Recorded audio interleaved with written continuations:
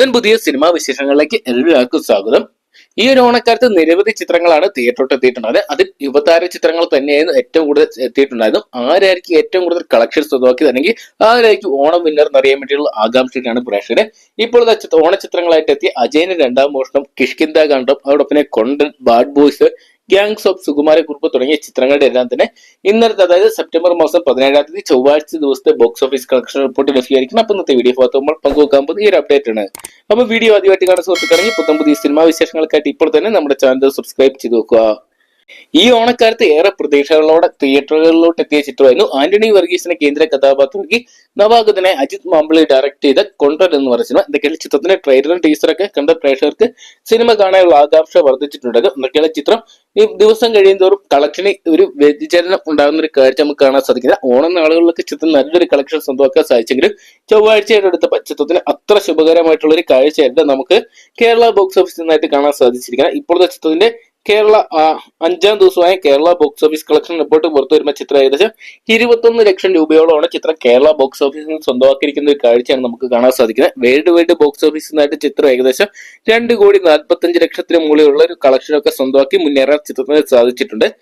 എന്തൊക്കെയാണ് ചിത്രം വരും ദിവസങ്ങൾ വലിയൊരു വിജയമായിട്ട് മാറുമെന്ന് തന്നെ കണ്ടു തന്നെ അറിയേണ്ടിയിരിക്കണം. ചിത്രത്തിൽ നായികയായിട്ട് വന്നിരുന്നത് ഗൗതമി നായരായിരുന്നു. അതോടൊപ്പം ടർബോ എന്ന് പറയുന്ന സിനിമയ്ക്ക് ശേഷം രാജ്ബീർ ഷെട്ടി വീണ്ടും വില്ലനായിട്ട് എത്തിയ ചിത്രം എന്ന പ്രത്യേകത കൊണ്ടുവരുന്നുണ്ടായിരുന്നു. ഈ ഓണക്കാലത്ത് തിയേറ്ററിലെത്തിയ രണ്ടാമത്തെ ചിത്രമായിരുന്നു ബാഡ് ബോയ്സ് എന്ന് പറയുന്ന എവർഗ്രീൻ സ്റ്റാർ റഹ്മാനെ കേന്ദ്ര കഥാപാത്രമാക്കി ഹിറ്റ് സിനിമയുടെ ഡയറക്ടർ ഒമറുല്ലു അണിയിച്ചിരിക്കുക ബാഡ് ബോയ്സ് എന്ന് പറയുന്ന സിനിമ. എന്തൊക്കെയാണ് ബാഡ് ബോയ്സ് പ്രേക്ഷക ഹൃദയങ്ങൾ കീഴടക്കുന്ന കാഴ്ച നമുക്ക് കാണാൻ സാധിച്ചിട്ടുണ്ട്. കളക്ഷന് ചിത്രത്തിനും നല്ലൊരു മുന്നേറ്റം ഉണ്ടാക്കാൻ സാധിച്ചിട്ടുണ്ട്. ചൊവ്വാഴ്ച ദിവസത്തിന്റെ ചിത്രത്തിലെ Kerala box office collection report പുറത്തു വരുമ്പോൾ ചിത്രം ഏകദേശം 22 ലക്ഷം രൂപയാണ് കേരള ബോക്സ് ഓഫീസിൽ നിന്ന് സ്വന്തമാക്കിയിരിക്കുന്നത്. എന്തൊക്കെയാണ് മറ്റു ദിവസങ്ങളുമായിട്ട് കമ്പയർ ചെയ്യുമ്പോൾ ചിത്രം തീർത്തും നിരാശാജനകമായിട്ട് മാറിയിട്ടില്ല. 20 ലക്ഷത്തിന് മുകളിൽ ഒരു സിനിമ കളക്ട് ചെയ്യുന്നുണ്ടെങ്കിൽ അത്യാവശ്യം നല്ലൊരു കളക്ഷൻ തന്നെ ചിത്രത്തിന് സ്വന്തമാക്കാൻ സാധിച്ചിട്ടുണ്ട്. ചിത്രത്തിൽ മറ്റ് കേന്ദ്ര റഹ്മാന് പുറമെ തന്നെ ബാബു ആന്റണി, സെന്തിൽ കൃഷ്ണ, ബിബിൻ ജോർജ്, ആൻസൺ പോള് തുടങ്ങിയവരൊക്കെയാണ് മറ്റ് കേന്ദ്ര കഥാപാത്രങ്ങളായിട്ട് വരുമ്പോൾ ആബ മൂവീസിന്റെ ബാനറിൽ എബ്രഹാം മാത്യു നിർമ്മിച്ച ചിത്രത്തിൽ ഷീഡു എബ്രാഹമാണ് നായികയായിട്ട് വന്നിരിക്കുന്നത്. എന്തൊക്കെയാണ് ചിത്രം ഇതിനോടൊപ്പം തന്നെ വേൾഡ് വൈഡ് ബോക്സ് ഓഫീസിൽ നിന്നായിട്ട് 2 കോടി രൂപയോളം പിന്നിട്ടിട്ടുണ്ടെന്ന് ഇപ്പൊ നമുക്കറിയാൻ സാധിച്ചിട്ടുണ്ട്. എന്തൊക്കെയാണ് നമുക്ക് കാത്തിരിക്കുക ചിത്രത്തിന്റെ വരും ദിവസങ്ങളിലെ ബോക്സ് ഓഫീസ് കളക്ഷൻ റിപ്പോർട്ടുകൾക്കായിട്ട്.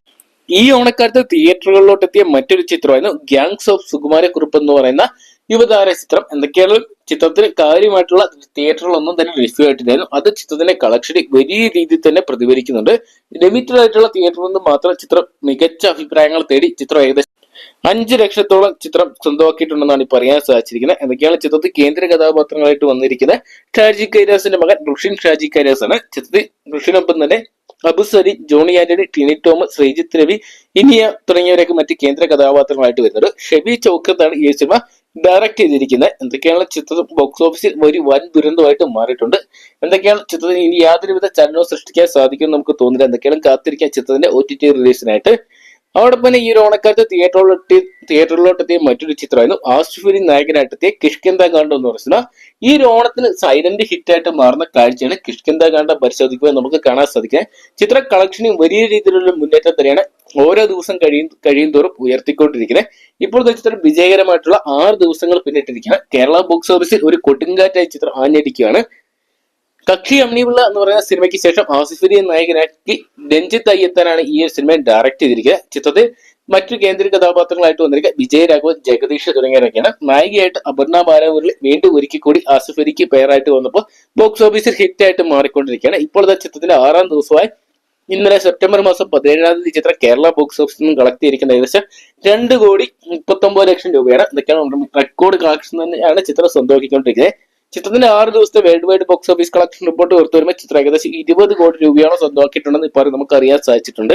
എന്തൊക്കെയാണ് ചിത്രം ഇനിയും വലിയൊരു വിജയമായിട്ട് മാറും. അതോടൊപ്പം തന്നെ ആസിഫ് അലിയുടെ കരിയറിൽ ആദ്യത്തെ സോളോ 50 കോടി ചിത്രമായിട്ട് മാറും നമുക്ക് പ്രതീക്ഷിക്കാം. അതോടൊപ്പം തന്നെ ഈ ഓണക്കാലത്ത് വലിയ പ്രതീക്ഷകളോടെ തിയേറ്ററിലെത്തിയ മറ്റൊരു ചിത്രമായിരുന്നു ടൊവിനോ തോമസ് കേന്ദ്ര കഥാപാത്രത്തെത്തിയ അജയന്റെ രണ്ടാം മോഷണം എന്ന് പറയുന്നത്. എന്തൊക്കെയാണ് പ്രതീക്ഷകൾ തെറ്റിക്കാൻ ചിത്രം വലിയൊരു വിജയമായിട്ട് മാറുന്ന കാഴ്ച നമുക്കിപ്പോൾ കാണാൻ സാധിക്കുന്നുണ്ട്. ചിത്രം കേരള ബോക്സ് ഓഫീസിൽ വിജയകരമായിട്ടുള്ള 6 ദിവസങ്ങൾ പിന്നിടുമ്പോൾ 50 കോടിക്ക് അടുക്കിലോട്ട് ചിത്രം മുന്നേറിക്കൊണ്ടിരിക്കുന്ന ഒരു കാഴ്ച നമുക്ക് കാണാൻ സാധിക്കുന്നുണ്ട്.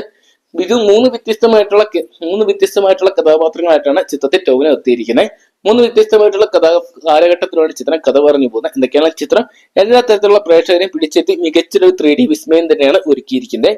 ചിത്രം ഡയറക്ട് ചെയ്തിരിക്കുന്നത് നവാഗതനായ ജിതിൻ ലാലാണ്. എന്തൊക്കെയാണ് ചിത്രം 6ാം ദിവസം ഇന്നലെ കേരള ബോക്സ് ഓഫീസിൽ നിന്ന് മാത്രം ഏകദേശം 4 കോടി 1 ലക്ഷം രൂപയാണ് ചിത്രം സ്വന്തമാക്കിയിരിക്കുന്നത്. ഈ ഒരു ഓണക്കാലത്ത് ഓണം വിന്നർ എന്നും പറയാൻ നമുക്ക് അജയൻ 2ാം വർഷം എന്ന് പറഞ്ഞ സിനിമയെ പറയാൻ സാധിക്കുന്നതായിരിക്കും. എന്തൊക്കെയാണ് ചിത്രം വേൾഡ് വൈഡ് ബോക്സ് ഓഫീസിൽ നിന്നായിട്ട് 40 കോടി പിന്നിട്ട ചിത്രം ഈ ഒരു വീക്കെൻഡിൽ തന്നെ 50 കോടി മറികടക്കുന്ന ഉറപ്പിച്ചിരിക്കുകയാണ്. എന്തൊക്കെയാണ് നമുക്ക് കാത്തിരിക്കാൻ ചിത്രത്തിന്റെ വരും ദിവസങ്ങളെ ബോക്സ് ഓഫീസ് കളക്ഷൻ റിപ്പോർട്ടുകൾക്കായിട്ട്.